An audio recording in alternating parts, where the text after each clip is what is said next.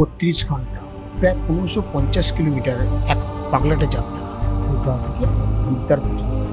না, এটা কোনো ট্যুর ছিল না, এটা ছিল একটা কিন্তু সীমা কতদূর পর্যন্ত টানা যায় তা দেখা। এই পথে ছিল ক্লান্তি, রোদ, বৃষ্টি, হাইওয়ে আর অফুরন্ত এক্সাইটমেন্ট। তো চলো শুরু করি এই পাগলাটে রাইড কলকাতা से हरिद्वार 32 ঘন্টা এক জিন্দেগি বাহার কা এক্সপিরিয়েন্স। সকালে খুব ভোর, যখন কলকাতার রাস্তাগুলো দুর্গাপুজোয় আনন্দ করছে, ভোরবেলা রেস্টুরেন্টে তখনও লাইন, প্যান্ডেলগুলো সামনে সারিবদ্ধভাবে বাইক দাঁড়িয়ে আছে, লোক লাইন দিয়ে ঠাকুর দেখছে, সবাই আনন্দ করছে। আমি তখন দিলাম একটাই টার্গেট, হরিদ্বার পৌঁছানো 32 ঘন্টার মধ্যে।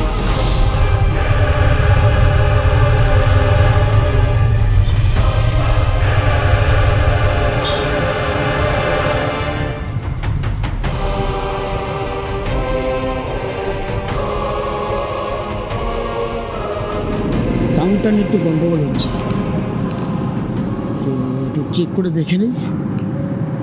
রাইডে বেরিয়ে অনেক রকম সমস্যা হয়, এক এক প্রবলেম সলভ হয়, আবার প্রবলেম তৈরি হয়।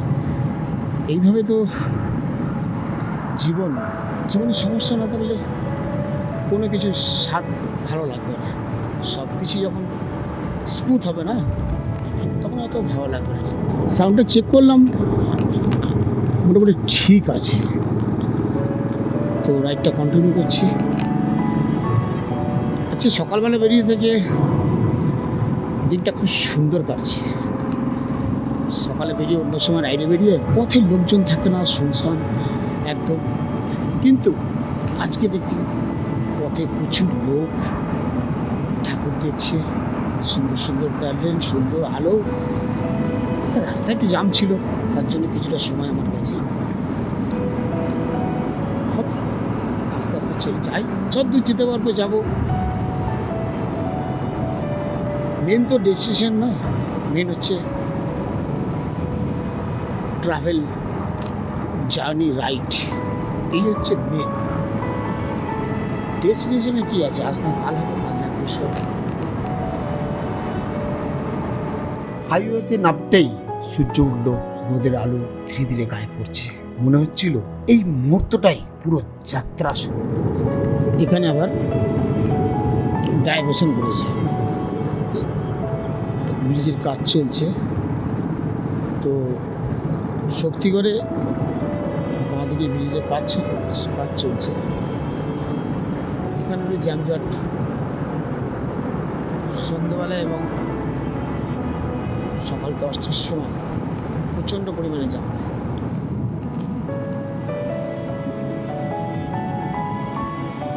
এই সুন্দর সুন্দর রাস্তা আমার কাছে ডেস্টিনেশন থেকেও অনেক বড় ব্যাপার, অনেক সুন্দর ব্যাপার।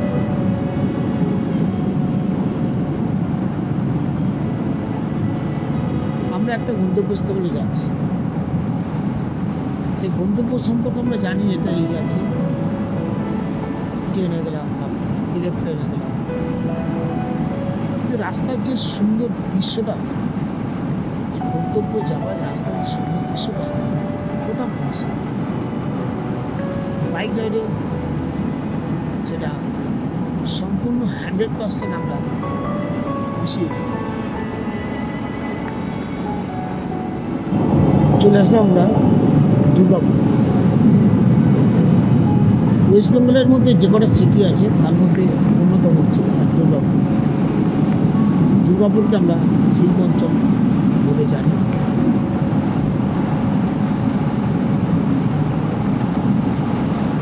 সুন্দর রাস্তা এবং সুন্দর ভিউ, দিকে শপিং মল।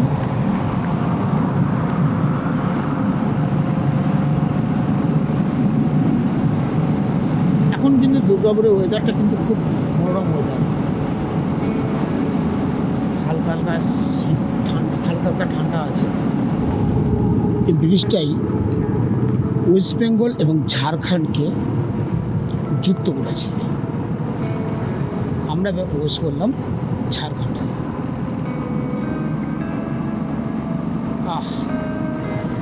মনে হচ্ছে অন্যরকম একটা ওয়েদারে প্রবেশ করলাম। এটা অনুভূতি হতে পারে যে এক রাজ্য থেকে আর এক রাজ্যে প্রবেশ করাটাকে।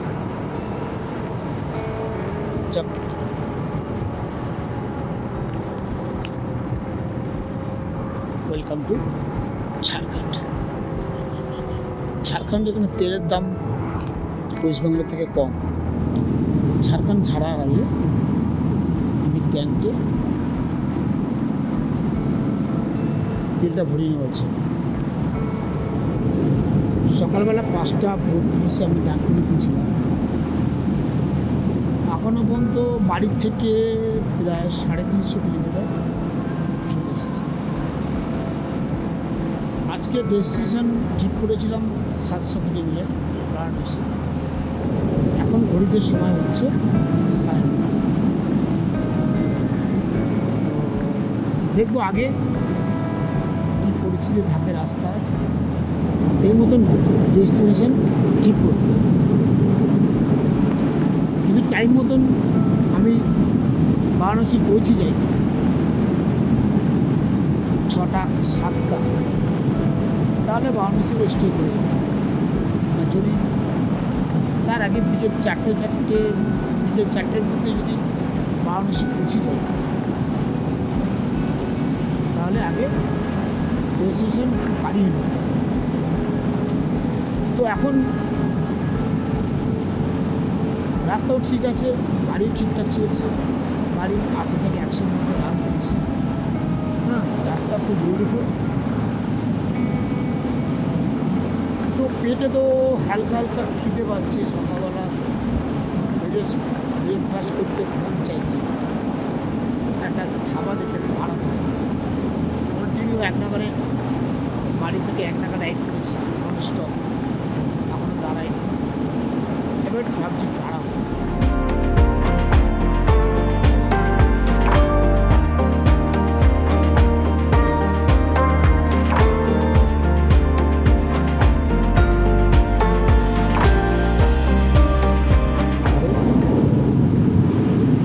এত সুন্দর রাস্তা, সামনে মাউন্টেন।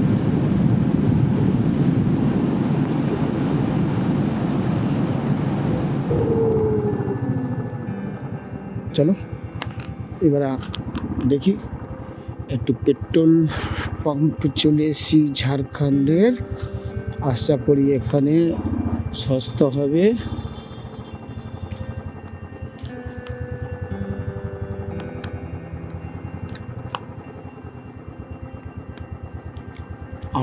টাকা 3 পয়সা, দেখতেই পাচ্ছ।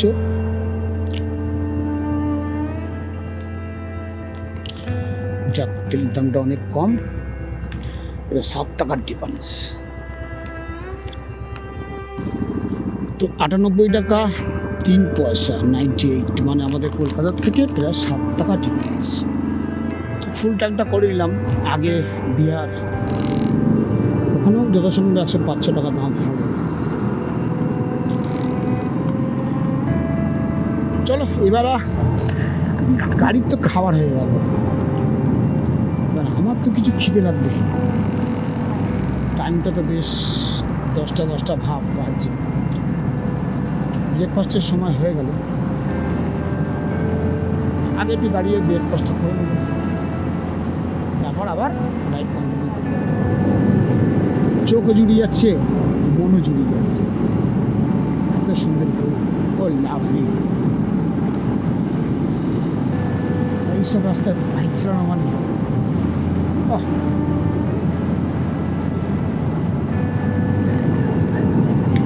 কি, পাহাড়ের উপরে মেঘ জমে আছে, বৃষ্টি হওয়ার চান্স কিন্তু প্রচুর।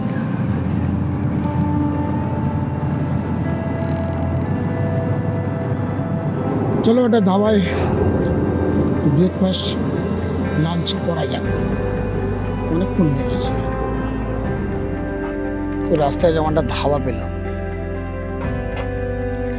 খুব খিদেও পেয়েছে। দেখি খাবারে কি আছে। দেখছিল ভদ্রলোকটা বসেছিল চুপচাপ, কিন্তু ধাবাটায় খুব একটা ভালো দেখতে না, পাখাও আছে কিন্তু চলছে না। ওটা বসে থাকতে দেখে আমি লোকটার কাছে গেলাম খেতে। খাবার অসাধারণ। আমার দরকার ছিল ভালো শুদ্ধ খাবার, সেটা আমি পেয়ে গেছি। ব্যবহারও খুব ভালো। দোকান থেকে তাকে বিচার করিনি, মানুষটাকে দেখে বিচার করেছি। সেই বিচারে আমি স্যাটিসফাইড যে খাবারটা অসাধারণ ছিল। রাস্তা সম্প্রসারণের কাজ হচ্ছে, মাঝে মাঝে এরকম ডাইভারশন পাচ্ছি আমরা। খুব সাবধানে এগুলোকে এর সাথে মোকাবিলা করতে হয়। বড় বড় ট্রাক, ছোট ছোট রাস্তা, অতএব মোকাবেলা টাফ। সেই পুরনো ব্রিজ এখনো চলছে, পাশে নতুন ব্রিজ তৈরি হচ্ছে, অনেক দিন হয়ে গেল, এখনো সেটা কমপ্লিট হয়নি। রাস্তার অবস্থা বাপরে বাপ।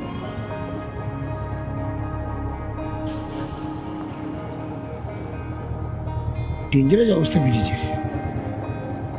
দেখো ধসে গেছিল মনে হয় নিচে।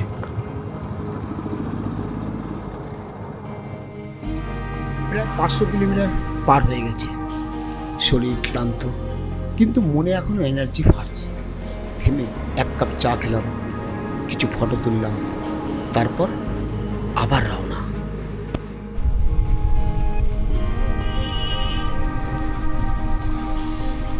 বাতাসে ঠান্ডা হাওয়া, হেলমেটের ভেতর দিয়ে শুধু ইঞ্জিনের আওয়াজ। মনে হচ্ছিল আজ কিছু আলাদা হতে চলেছে। मैंने क्या बोलते हो, इसलिए थोड़ा हमको दे दीजिए। हाँ थोड़ा दे दीजिए, हमको काम चाहिए।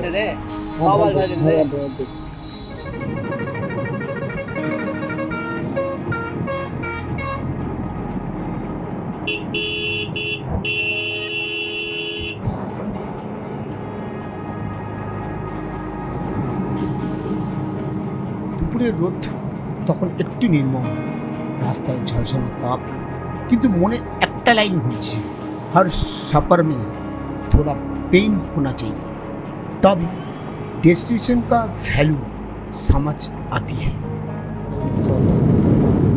सब কিছু নিয়ে আমাদের লড়াই করতে হবে। বৃষ্টি, রোদ্দুর, স্নোফলস, রাস্তা খারাপ,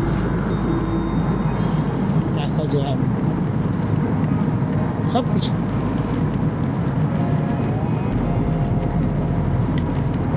না, যেটা ভেবেছিলাম সেটা ভাবনাটা মনে হয় সাকসেস করা যাবে না।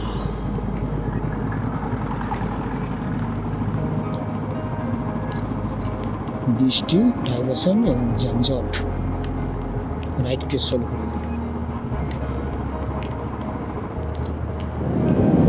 বৃষ্টি থেমে গেছে, ভাবলাম বিপদ কেটে গেছে, কিন্তু না, সামনে আবার প্রচণ্ড কালো মেঘ, তারপরে ফাঁকা।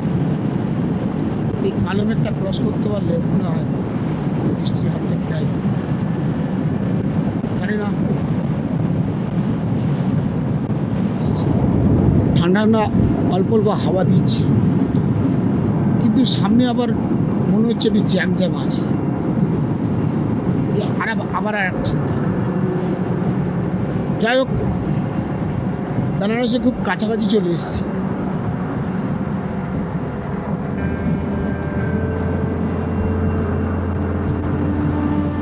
সানরাইজ হচ্ছিল তখন আমরা কলকাতা থেকে কিছুটা দূরে, আর এখন সানসেট হচ্ছে।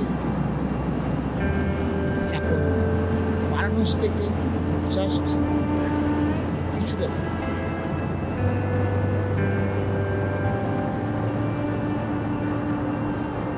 রাস্তায় যদি বৃষ্টি না হতো, জ্যামজ্যাম না পেতাম, তাহলে অবশ্যই বারাণসীতে এত করে ঢুকে যেতাম।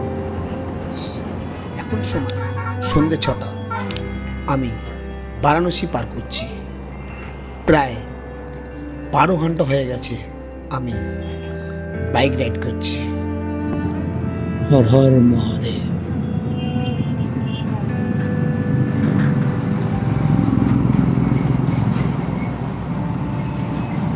ওই যে বারাণসী।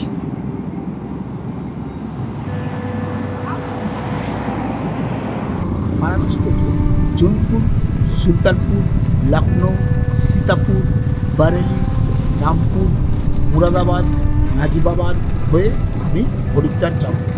এই রুটটা নিলাম। এখন রাত, রাস্তা প্রায় খালি, চারপাশে শুধু ট্রাকের আলো আর হেডলাইটের রিফ্লেকশন।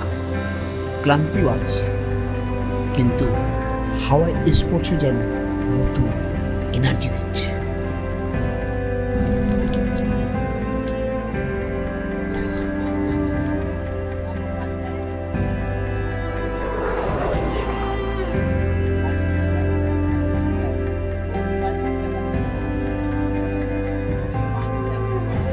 প্রতি কিছু ঘন্টার পর এক কাপ চা, একটু জল, আবার হেলমেট পকেটে, আর সেই বাইকের আওয়াজ যেন বলছে চলো অভি और दूर जाना है।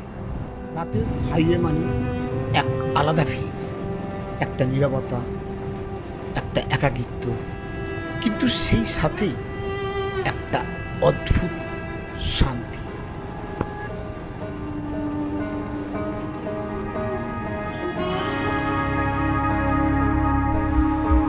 সুলতানপুরে এসে গেছি বাবাকা ধাবা।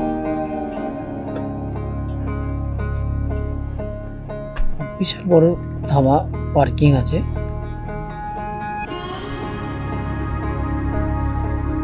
দেখা যাক এখানে খাওয়া দাওয়াটা কেমন হয়।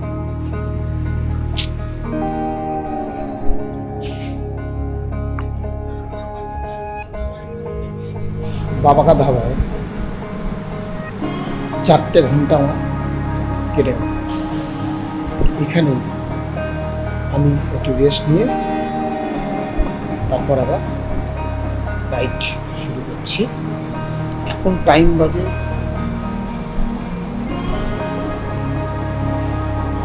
3:30।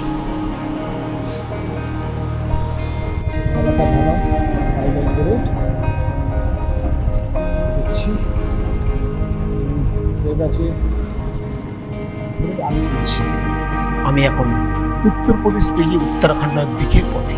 পাহাড়ের হালকা ঠান্ডা বাতাস মুখে লাগছে।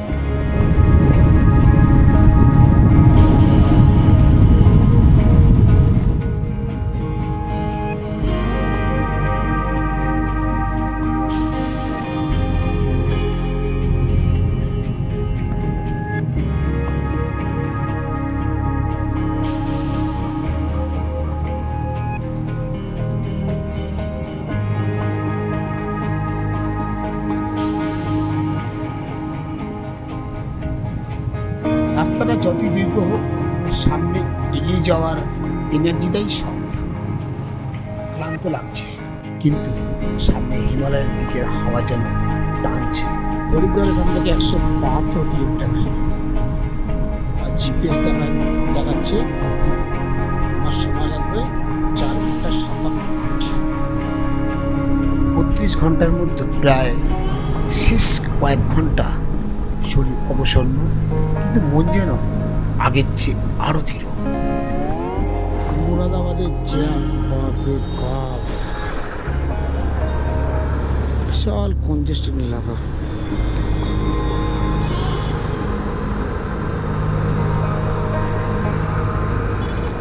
প্রতিটা কিলোমিটারের সাথে একটা নতুন শেখা, ধৈর্য, মনোযোগ আর নিজের উপর বিশ্বাস। এখন বুঝছি বাইক ট্রাভেল শুধু গন্তব্য পৌঁছানো নয়, এটা একটা মানসিক যাত্রা। হিমালয়ের ছায়া দেখা যাচ্ছে দূরে, রাস্তা এখন একটু উঁচু নিচু, মনে হচ্ছে প্রতিটা বাঘ যেন বলছে ওয়েলকাম টু দি মাউন্টেন।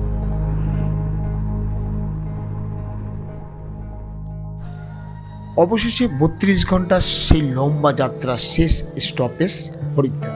গঙ্গার ধারে বসে যখন জল ছুলাম, মনে হচ্ছিল সব ক্লান্তি যেন ধুয়ে গেল এই ঠান্ডা জলে। এটা শুধু একটা ট্রিপ ছিল না, এটা ছিল এক্সপেরিমেন্ট, নিজের উপর বিশ্বাস রাখার এক বাস্তব গল্প। ধন্যবাদ সবাইকে। যদি ভালো লেগে থাকে একটা লাইক আর কমেন্ট করে জানিও, সাবস্ক্রাইব করো, কারণ এই যাত্রা এখানেই শেষ নয়।